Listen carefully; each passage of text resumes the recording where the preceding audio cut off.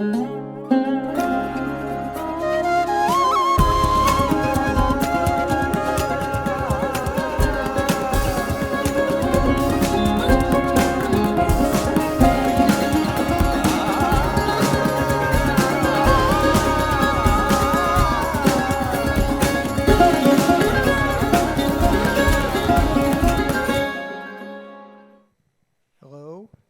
this on? Yes. Okay, great. So, welcome everybody. Welcome Vauhini. Thank you. And you all can hear me too, I think. Yeah. So first, I have a whole bunch of questions I wrote out, but then I thought, I want to ask you, because I'm curious, when you found out you were a Pulitzer finalist for The Immortal King Rao, which is your debut novel, a book you took 13 years writing, you had told me in a previous conversation. Yeah. What was that? What was your feeling? What was your reaction to that news that you were one of the 3 Pulitzer finalists? It's funny, that's not one of the awards where they tell you a month in advance and tell you to keep it secret, right? So we lived in Madrid, as you know, Arsen. We were living in Madrid for a year because my husband, the writer Andrew Altschul, who's going to be here tomorrow, and he had a sabbatical from CS Colorado State where he teaches, and so we went to live in Madrid for a year, and then he was out of town that week, so I was like the full-time childcare person, and my work was still U.S. based, and so I had all these back-to-back phone calls that evening, and I remember I got off one phone call, and then I was scrolling through Twitter before the next phone call, and I was like, oh, looks like they're announcing the Pulitzers, and then I think we all do this. I don't think it's just writers, some 0.001% of me was like, oh, maybe I won, I was like, let me just go check if I won. And so by the time I clicked on the announcement, it was the screen with the winners. And I was like, oh, that's fine. I was probably just a finalist. And then I scrolled back and was like, wait a minute, that is me.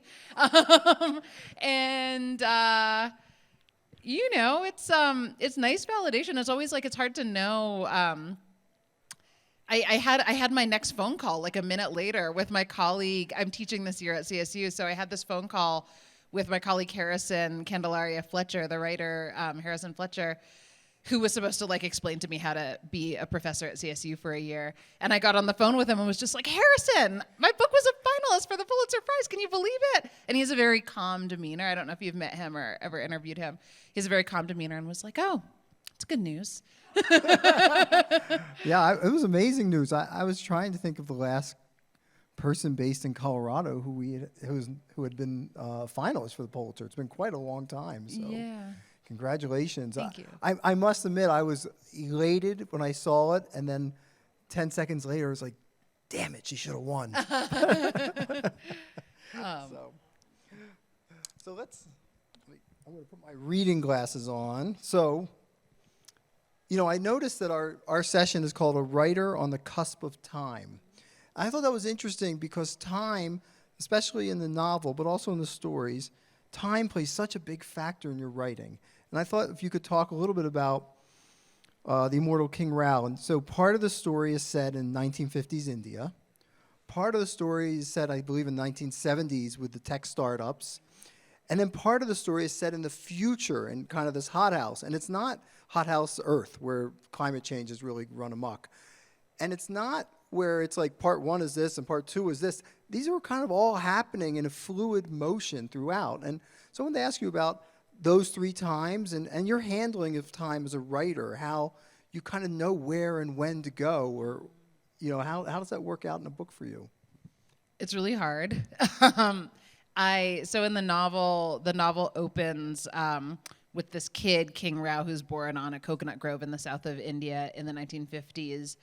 That was sort of the first thing that came to me. I think we talked about this last year, Arsen. That was the first thing that came to me when I was writing the book. But I had been working as a tech reporter just before starting the novel and was covering, in particular, software companies founded in the 70s, and that was sort of swirling around in my brain as well. So I got it in my head that this kid was going to grow up and start a tech company in the 70s, and that's all I had. But then I felt like I didn't know how to tell.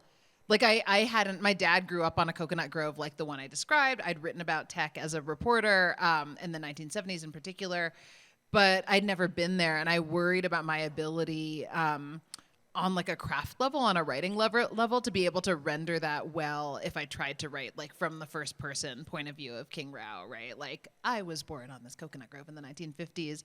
And at the time, we were watching the TV show Battlestar Galactica, the remake in the 2000s, where these characters can read one another's minds. This is a long-winded answer, but I promise I'm going to answer. Where these characters can read one another's minds. And I was like, oh, if I could have a technology like that in the book, I could have somebody else narrate the story of King Rao, and that would solve my writing problem of being unable to like pretend to be King Rao as a writer. But that technology doesn't exist in our world as we are living it today. So I had to create this future in which the technology could exist and from which the story could be told. All of which is to say, like, my book spans all these different periods, but it all originated with like various writing problems that I was trying to solve. I don't think I set out to write a book about time. That said, my book came out around the same time as a number of other books that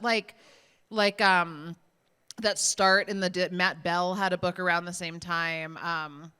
Hanya Yanagihira had a book around the same time where like part of the book is set in the distant-ish past, part in something like present day, part in a near future. And I do think there's been something in the air where, because the world is moving so fast, but also we have this awareness of the ways in which our world now became the way it is because of what we did to it in the past. That we sort of like our moment in time now belongs to history. I think there's also awareness of like the way in which that is likely to continue or could continue, right? And interest in trying to pursue fictionally like some ideas of what that could look like. Well, you wrote the book, like you told me, over a 13-year period. So some of these futuristic things were probably coming to fruition sooner than maybe you thought. Did that have to change anything in the writing process? Like, I can't act like this happens 40 years in the future because, oh my gosh, look, it already happened. You know, so did you have that situation where you're kind of writing about the near future, but the near future can become the near past very quickly? Yes. So it was early 2009 when I started the book. So Obama had just become president. There was, Trump was on the landscape as this, this businessman, but not as a political figure. Elon Musk, people in Silicon Valley knew who he was, but he wasn't a household name the way he is now.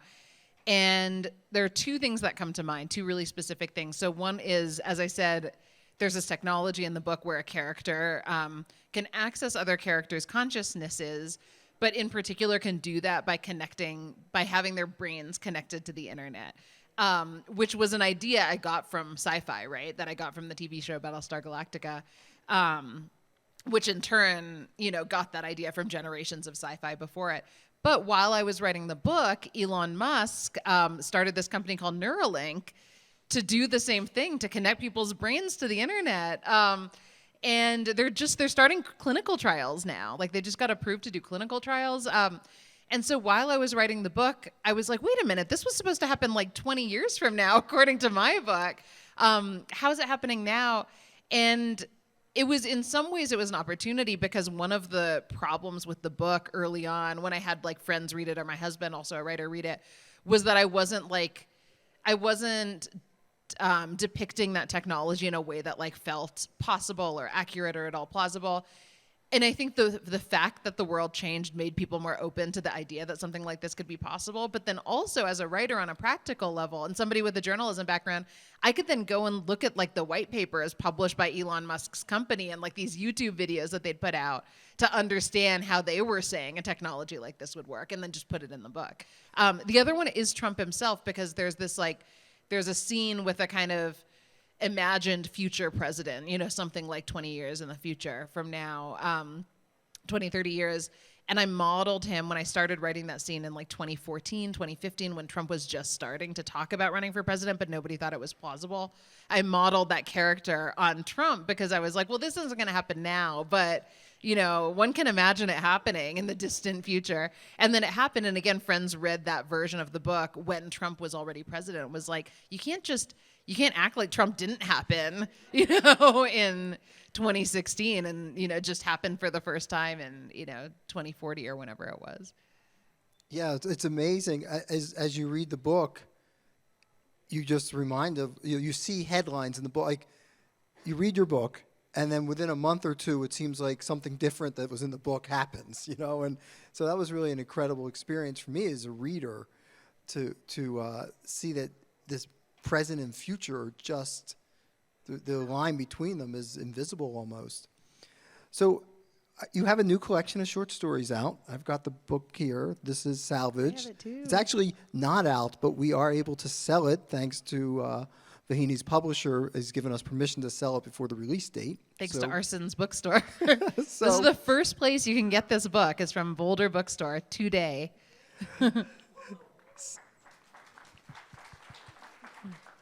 So when I was thinking of this question of time, there's a story in this book called 18 Girls, or The 18 Girls. Yeah. And it's interesting how you tell that story and how time works in that story. So I was hoping you maybe could just describe it and talk about how you came upon to tell the story in the way you did. Yeah. When I started, I'm 41 now. When I started that story, I was 30. And in the way that happens, I think starting when you're around 30, I was becoming aware of the way in which, like, identity is not fixed, right? Like the way in which over time we change such that, like, one starts to ask oneself, wait a minute, like to what extent am I the same person as I was when I was 19 or 12 or 3, and I have a son, an 8-year-old. He will like look at pictures of himself when he was 6 months old and talk about that kid in the third person, like, oh, look what he's doing, look what he's saying. Like even he sees a disconnect as well as a connection, right? Like you are partly the same person and partly not. And so I was interested in figuring out like how that could be rendered on a page, like how you could write about that, how you could show that, not like explain it, but just show it. And so I started out with the story called The 30 Girls, in which you encounter these 30 girls, but each of the girls actually kind of represents, is this a spoiler? I don't think so. Represents a different year of this single character's life. So it'll be like the first girl, the second girl, the third girl, all the way up to 30. And at first it was like sort of just an exploration of that, like how could you show that change over time? A seminal thing that happened in my life when I was growing up is that my sister passed away from cancer when we were in college, which is something that sort of infuses the whole collection, I think, just ideas of siblinghood, but of loss, of grief. And I realized, sort of looking over the 10 years or so that I was revising the story, realized that like most of the girls' experiences leading up to that time, to late teenagehood or early adulthood, were about a girl and her sister. And in the story as well, a girl's sister dies. And so I realized later in the editing process, I was like, oh, I think this is really about that. And also I like the idea of ending at 18 when girlhood sort of formally ends, right? And adulthood begins. And so it became a story not just about change in general, but about the way in which, like, sort of identity as it relates to change, the fact that like a person can be here one day and gone the next, like all of those ideas kind of infused the story also. Yeah, I thought it was really powerful, and I thought the way you told it, each section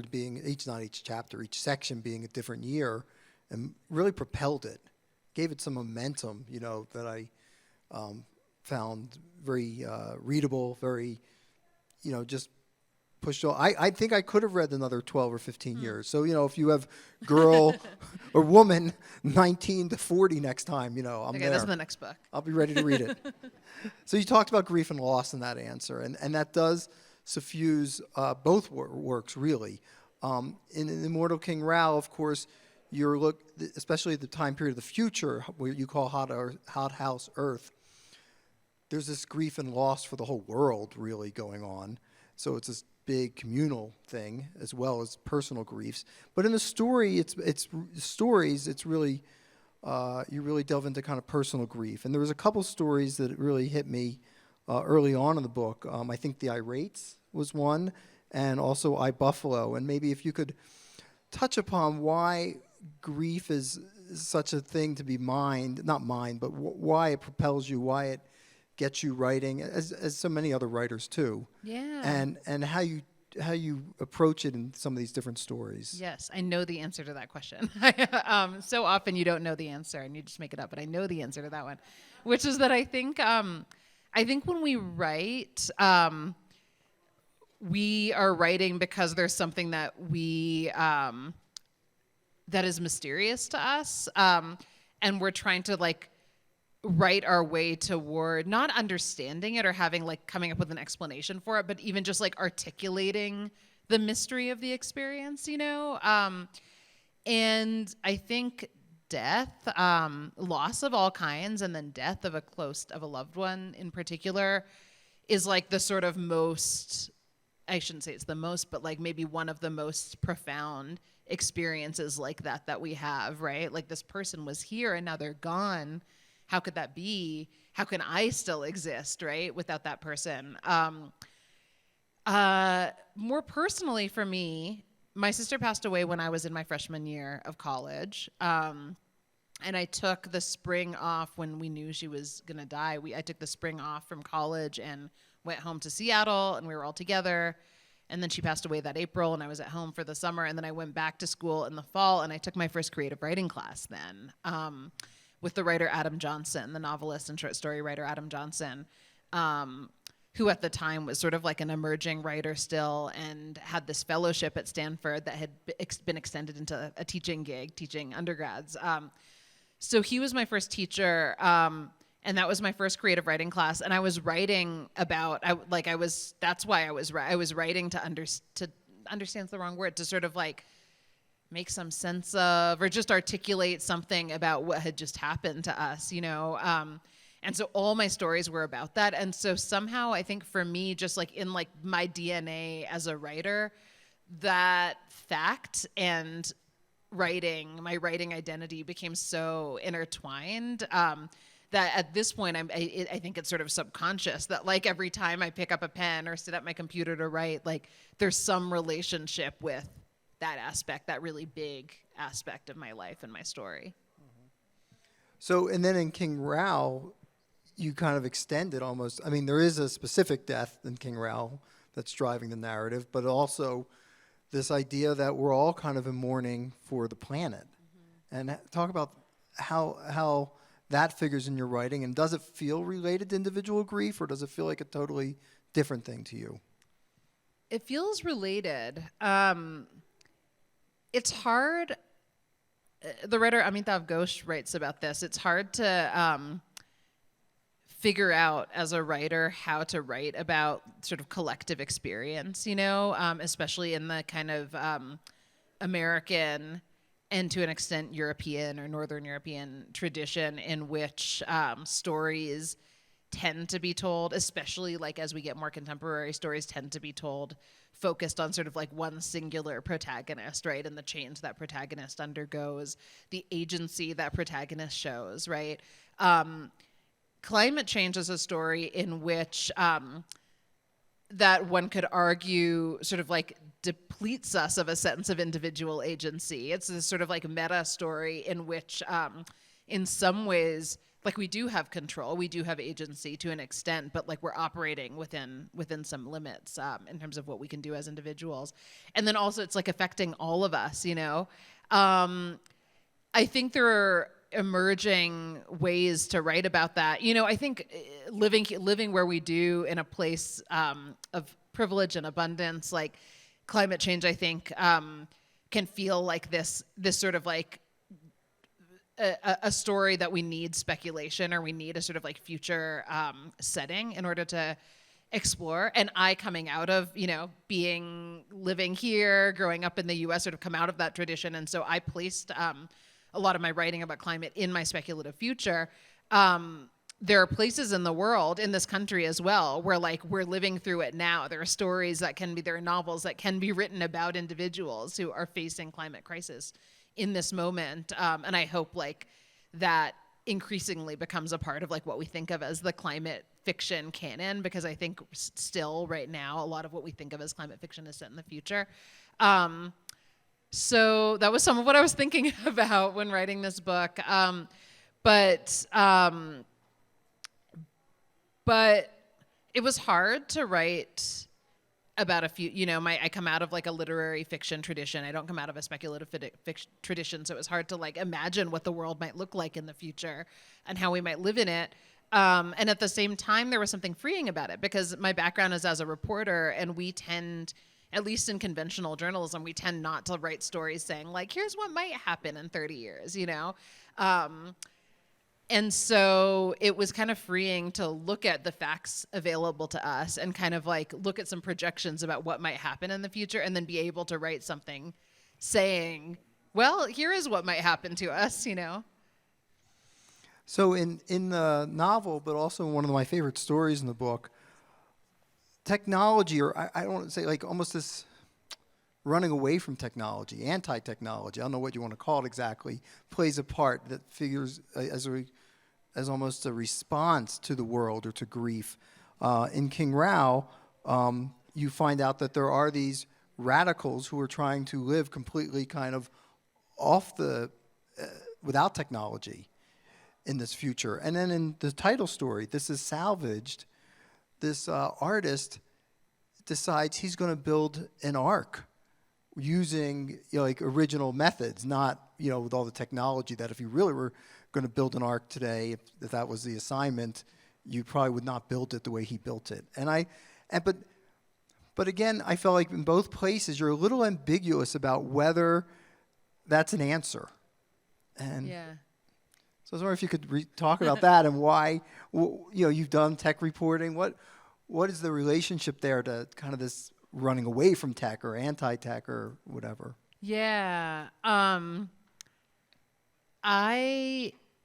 So in the novel, as well as in that story, I was really interested in like I wanted to kind of create a fictional space for like a kind of utopian idea, both in the novel and a sort of in the sense of like actual people coming together with utopian values and ideals about what a better future for the world might look like. And in the story where this guy is an artist, he's an artist. He's not trying to build a political movement, but he has this sort of like utopian vision, I think, in creating this arc, which is very different from his past artwork, which is also sort of about climate grief, but like his past artwork is like all about building things out of ephemeral material that's gonna like it's not gonna last, which is meant to be a commentary on how nothing is gonna last. But he decides, you know what, I'm gonna try to do something bigger now. I'm gonna build this arc, and it's gonna last. It's gonna be real. And I think what happens is like when I set out in both of those cases, when I set out to write those stories, write those characters and their plots, I didn't think to myself like, this isn't going to end well. But then I wrote them and realized, given, again, like the pressures of society, the kind of structural pressures in both situations, and without any spoilers, like given the structural pressures on both those utopian anarchists in my novel and the artist in this story, it was sort of like it was hard to conceive of a scenario, a reasonable, realistic scenario in which like they make it out great in the end and everything is wonderful. Yeah, so I thought that was one I love that story. I thought that was a great story, and I'd advise everybody to read it, but as much as one can do that. But I thought it was true to the characters. You see it so many times. We've seen it played out over and over again in the history of this country, where these utopian movements that start, or communal living, or whatever it is, starts out with such ideals and hopes, and then ends up as a big mess. And so, and I thought there is this other pressure going on in those situations. So in the novel, you talked about how you couldn't write from the Indian coconut grove as King Rao. So you chose to write from a character named Athena, a woman. And the stories are largely based, kind of the one exception is, one of the exceptions is the one I just talked about, but largely they're female focused, or the women are the main characters and narrators. And I was really struck by, I think it's the opening line in The Hormone Hypothesis, where the character says, I feel badly for my husband, for men in general, because they're left out of so much of human life. And I thought maybe you could talk about gender and kind of that story in particular, and that view of like writing from a woman's perspective rather than an omniscient third person, or trying to write from a male perspective, or a non-binary perspective for that matter. Yeah, I mean, this is changing, but historically, like the sort of literary canon has been made up of male authors. Sorry, I'm talking about the English language, American and British, let's say, Anglophone canon, has been made up of white male, cis gender writers. And so the kind of like the formal stories that we have about ourselves come from that perspective. But we all know, whatever our gender is, we all know like that women have been there all along telling stories. Non-white people have been there all along telling stories. Oftentimes these stories are told in very evolved literary forms, like inside people's kitchens, or over a fence with a neighbor, right? My mom is a really amazing storyteller. Like, she's just a natural storyteller. And in India, when she was growing up, she published stories in literary journals in her native language, Telugu. And so I think that like my understanding of storytelling came from my mom, first of all, and like still is very infused with like the way my mom tells stories. I've just read, there have just been a couple of reviews out of my story collection, because it doesn't come out until Tuesday. And both of the full-length reviews that have come out in High Country News and Boston Globe talk about the way in which the book deals with like bodily functions, like especially like female, like the body as it relates to the female body, which I hadn't occurred to me, actually. It like wasn't something I thought about. And I think it's partly because, like, for any of you who, are women or have been in spaces with, or are girls or have been in spaces with a lot of women and girls, like it's something that comes up a lot, like people talk openly about these things. And my goal was to like render in this book, even more so than in the novel, I think. Like my goal with this particular collection of stories, it was like to try to render something about life, like as I've experienced it, in a way that felt like very authentic to my experience, and in a way that like certainly was aware of like the existing canon, the way literature is written, but also like tried not to be inhibited by that canon. So I didn't say to myself like I'm going to write about like body hair and like excretions, but I think like without realizing it, maybe like it became a book that is about female experience, and maybe like the experience of growing up in an immigrant family, all of those things, without like my thinking that it was explicitly about those things, because that's my experience. Mm-hmm.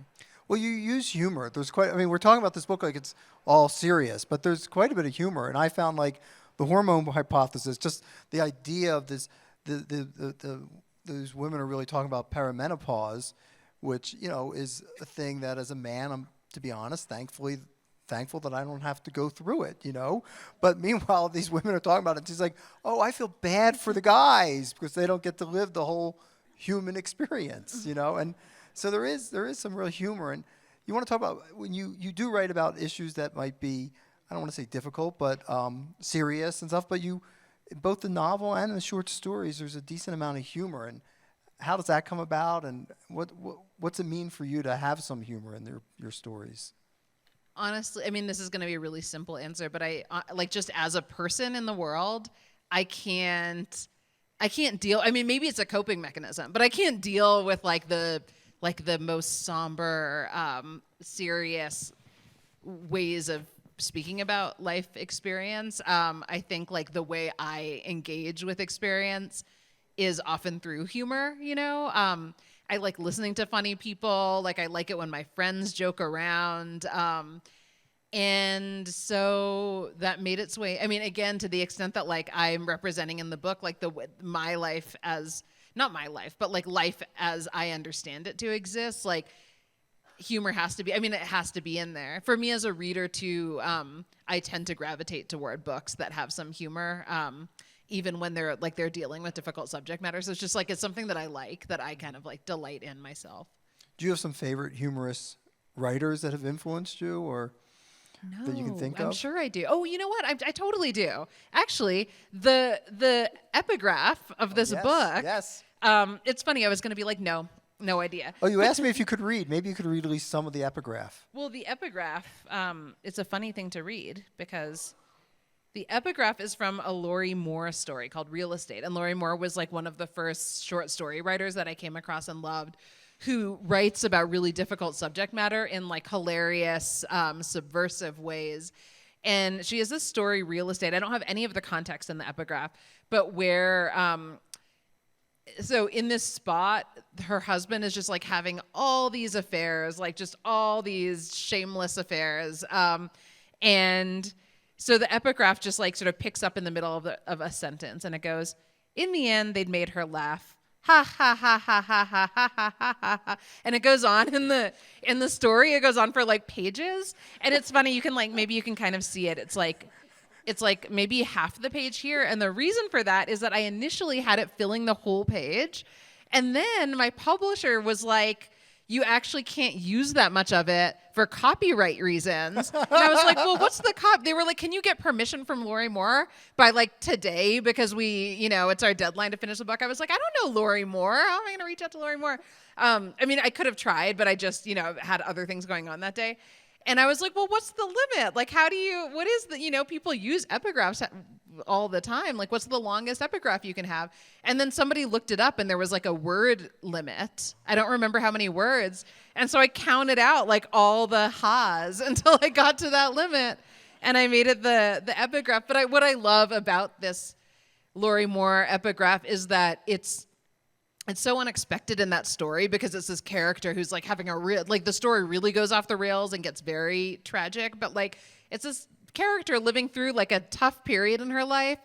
And so the ha's here, like they're funny, but they're also that kind of like that kind of funny where like you're at a funeral and everybody's really upset, and so like your nerves are really raw, and then somebody makes a joke about like the person who passed away that like really captures them well.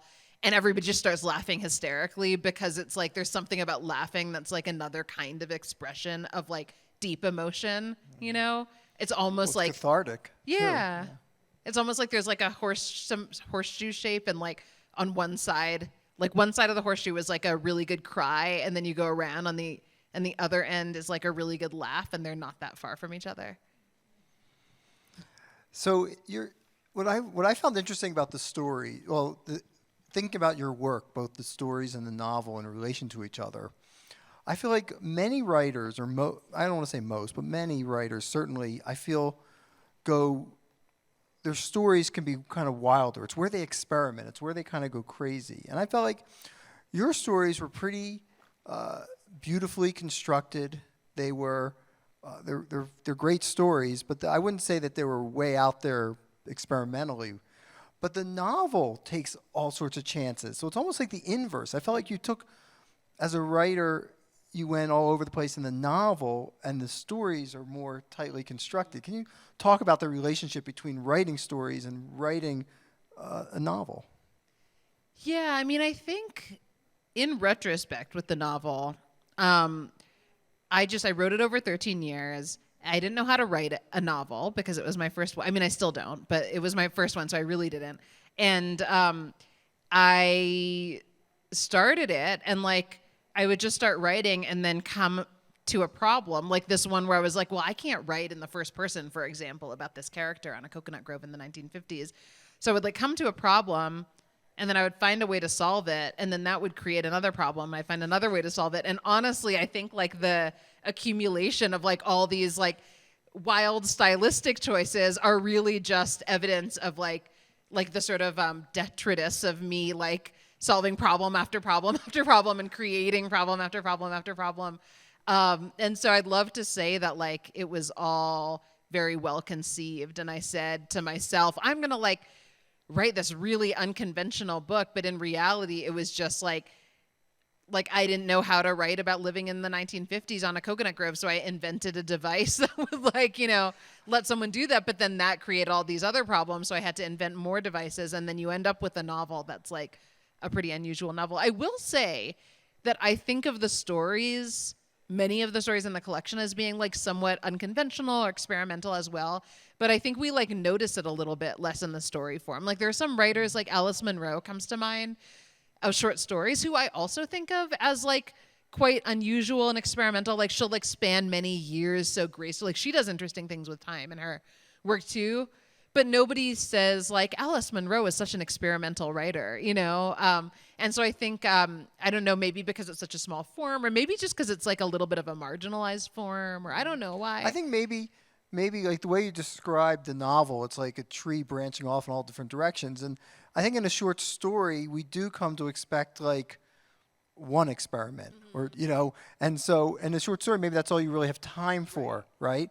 Where in your novel, suddenly it's like, we're here, we're there, and it all, somehow you made it all work, which is why you got such great praise for it. But taking one at a time, it's like you said, it's solving these problems, it's taking you to different places and different methods. I wanted to ask you about character before we move to the audience questions. You have in, let's see if I can find this quote, in The Irates, which is, I think, the first story in the book, the narrator says, people are large, multitudinous, and the task of recreating them can't be done. And she's not talking about writing there, but she's talking about somebody who's died and trying to recreate them. But as a writer, that's what you're doing. You're not recreating, but you're creating characters. And people have all these different aspects to them. So as a writer, what do you look for to create a character? Or what do you think you need to do to make a character believable? Yeah. So in that line that you read, that's a character remembering her brother who has passed away. And she has had this argument with her mom, who is also the mom of the brother, obviously, about like what the brother would have thought about something. And so the mother is like, he would have loved this thing that I did. And the sister of the guy who's the kid who's passed away is like, no, he would have hated it. And they can't, like, there's no way to reconcile. Like, there's no way to answer that question, right? Because the person is no longer there. And because people are multitudinous. Like, you don't know. It's impossible to know how he would have reacted. As a writer, something I tell my students of writing, and I try to follow myself, is that, like, I think the characters that seem most alive on the page often to me, whether I'm reading student work or like reading published work or looking at my own work, are characters who sort of like confound any expectation that they should behave in a certain way. So I think like when you're starting out as a writer, like maybe taking like beginning writing classes, the idea is like you should figure out like what your character is like and make sure like they're behaving in ways that are in keeping with the personality, the traits you've given them, right? And the background you've given them. But for me, often the characters that like seem most real are the ones who do something like do things that are like kind of out of character, right? Or that are different from like the expectations that you've set. Partly because that makes good narrative, right? Because like surprise is an element of good narrative. And then partly because like we as humans aren't that flat, like we as humans like surprise one another all the time. So yeah, that's what I try to do. Well, I think you succeed very, very much. So we can open it up to some audience questions. If there's people, I think they're going to probably be passing around the microphone. So if you have a question, you want to raise your hand, we can go from there.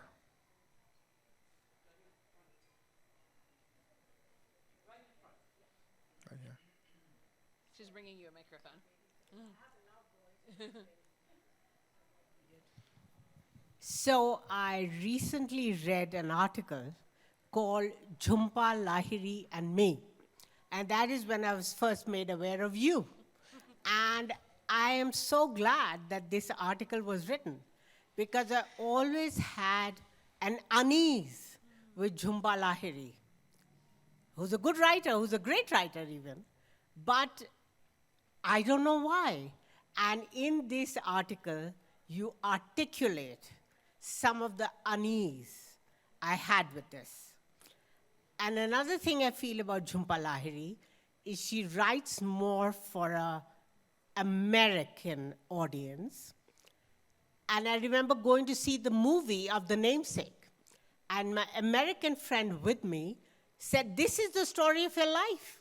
You came to America in the 1970s, and you have a son who is an architect. And I was so taken aback. And I think, as I said, thank you for articulating the unease I have with presenting us, I would say, in this manner. Well, thank you. Should I talk about You should talk about a the little essay? bit about it. Yes, please. Yeah, no, thank you for saying that. It's I wrote this. I think of it as like a personal essay, essentially, for the New York Times Book Review. I think it's in this Sunday's paper. Jhumpa Lahiri has a new collection of short stories coming out, which I've read, and is a really interesting book. But her book, The Interpreter of Maladies, came out in the year, I think, 1999, and then it won the Pulitzer Prize in the year 2000 when I was graduating from high school, and like became this very sort of like iconic book, I think, in the landscape of Indian American literature, almost like sort of like too iconic for some, which isn't to blame Lahiri as a writer. But I think like because that book was so successful and because of a sort of like blindered idea, I think, in the publishing industry of like what was acceptable or would be of interest, right? It ended up having this sort of outsized influence, I think, on like a whole generation of South Asian American writers that followed. And at first, so you might recognize that that epigraph, actually, the epigraph in my book, because I mention it in the essay. I don't know if that rings a bell. Yeah. Yes. So Laurie Moore, who's the author of Real Estate, who wrote that story with the, that story Real Estate with the ha ha ha, was one of the first writers who I really admired. And when I started writing stories, like I was like, okay, I guess Jhumpa Lahiri is my model.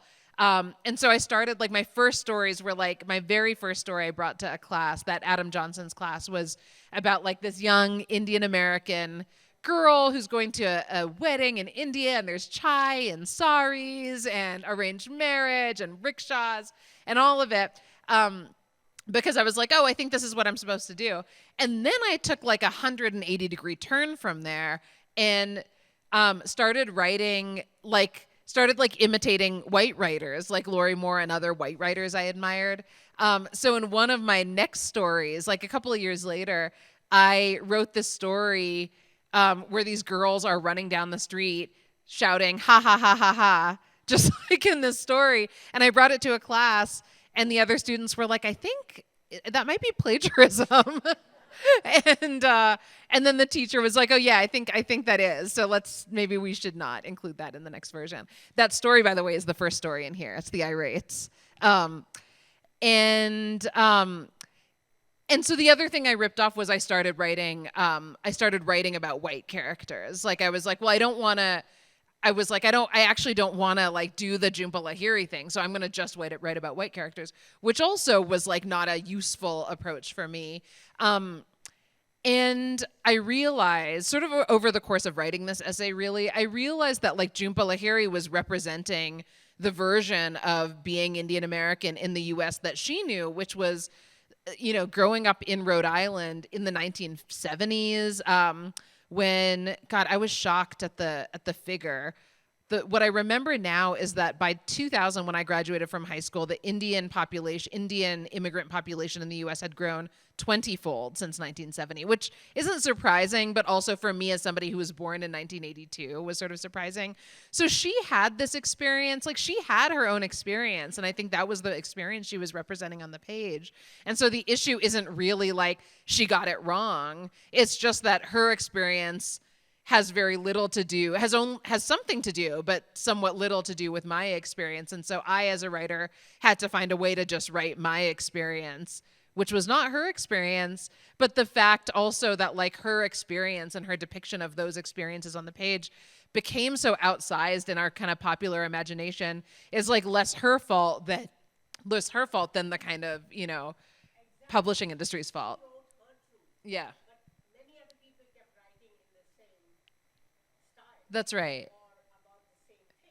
That's right. So she's saying, I'm just going to repeat what you said for those who might not have heard in the back. So she was saying she wrote her truth, but then others kind of kept imitating that truth in a way that was not their truth. Is that right? Is that, yeah. You know, this is something we see in publishing and maybe in the culture all the time. Like I think something similar to some extent happened with Amy Tan, you know, or for Native Americans, Sherman Alexie became kind of the template, you know, for a while. I think we've moved past that now, but it seems like we just keep repeating the same mistake. It's somebody's unique perspective on the world, and not to attribute that to a whole group of people. And I think in America we keep making that mistake. Yeah, I agree. Okay. Yep. Hi. I just want to say that I haven't read the book, but from what I've heard, it's really interesting. So when I read the synopsis, I read about how you introduce like this character who's, you know, Dalit, and he's born in a coconut farm, and the story also, you know, speaks about memories in the future and things like that. So how was there like research, or how was the work done to like take something so, you know, strong, like a Dalit identity, and make it work in a present and future that is, I would say, you know, pretty removed from the scene, you know, back in India, if you're, you know, tailoring it for a very Indian American voice or an audience. So how was that experience of research and writing to work with like Dalit consciousness in a very different audience? Yeah, thank you for that question. So, you know, I think like sometimes when I think we have a tendency culturally, like when we're writing about when we're talking about marginalized communities, like there's an interest in the kind of like folksy historical stories of those communities, right? Like the Dalit family on a coconut grove, or black slaves on plantations, or Native American indigenous stories from ancient history, right? And I think increasingly, and this is something that like I first became aware of in Black writing and indigenous writing, there has been this sort of like flowering of stories and artwork that looks at the sort of like presents and futures, right? Imagined futures from within these communities, which I think is a powerful thing to do, because it allows for like these speculation in general, like sort of as a device, allows for a kind of like reframing, like allows us to ask, well, what if things weren't the way they are now? What would happen if they continued in X direction or Y direction? So I think that was part of what was on my mind. Something that was interesting for me as I wrote was to kind of learn, like the story was kind of telling me what it was. And something that was kind of troubling is that this character, King Rao, this Dalit boy who grows up, and if people aren't familiar with the term, Dalit is a socially oppressed community in Hinduism, in India in particular, but you know the caste system exists elsewhere as well and has been exported, that has been oppressed by the caste system. And has been historically labeled as untouchable. So my family on my dad's side comes from that community, and so I was writing about this character out of that community. A thing that was troubling for me as I wrote is that, like, one would hope that a character who grows up under oppression in a community like that in the 1970s would move to 1950s would move to the U.S. in the 1970s, start a company, have that company be really successful, and like do something with that to dismantle casteism, dismantle class hierarchies, racial hierarchies, gender hierarchies. And he doesn't. He sort of like, he actually just creates a new world order in which he sits on the top, right? Which troubled, I was like, oh no, is this, do we really have to go in this direction? But the story, but like certainly that is like, I think a plausible story for this particular character who like grows up on this coconut grove. There are other kids who grow up on the coconut grove alongside him who take different, more activist approaches, who are more interested in dismantling existing structures. But he decides he doesn't want to do that.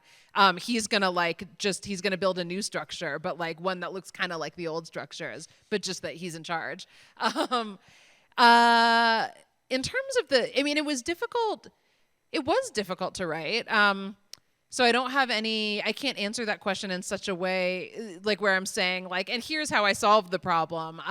It was like, it felt like I was sort of like putting on different hats every time I was, writing, switching from the 1950s in India to the 70s to the 1990s to this imagined future.